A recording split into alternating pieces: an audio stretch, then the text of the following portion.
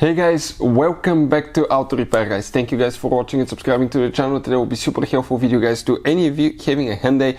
It could be almost any Hyundai with automatic transmission. You have check engine light or transmission light and any of the following codes such as code P0716 17 or 718. Stay with us, we will explain what most likely causes that, how to fix it. It's not very complicated to fix it.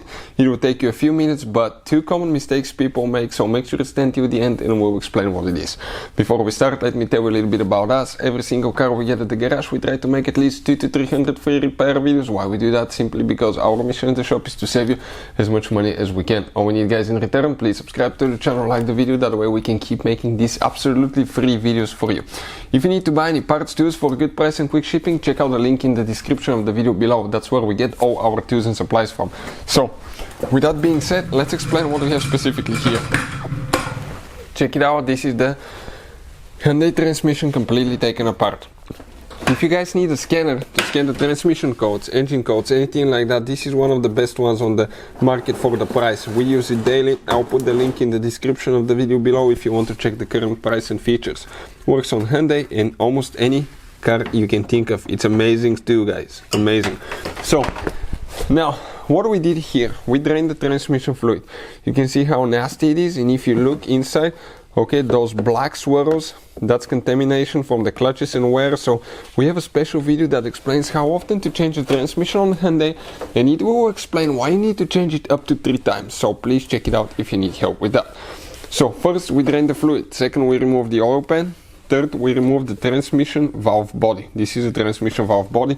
That's what actually shifts gears. You have solenoids. Each one of those solenoids corresponds for certain gears. For instance, this is for third, fifth, reverse, second and sixth, torque converter control, line pressure solenoid, clutch A, clutch B, OD and UD solenoids guys. So if one of those doesn't work, your car will be either stuck in gear or it will not go in gear. Now, on most Hyundai's transmission you need to remove the valve body, okay, in order to get to where the problem is, okay, to fix these codes. Now, if you want to see how to remove or replace valve body, transmission valve body on Hyundai, we have the video on the channel step by step. It will take you probably less than 10 minutes to learn how to do that guys. Once you do it, you get to the clutch pack here, you have the input output shaft, okay, that's what it's practically reading right here guys.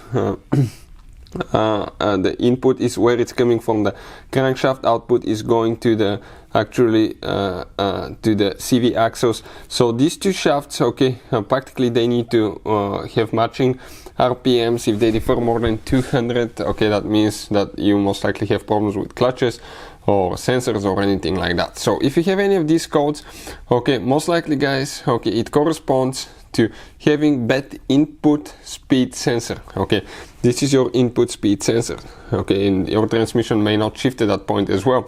We will have a special video, okay, that will explain practically how to test those things, but they're pretty easy. But input speed sensor guys practically detects the revolution per minute. They're kind of like crankshaft, camshaft position sensor, and we'll have a video that will explain how to test input output speed sensor, so please check it out.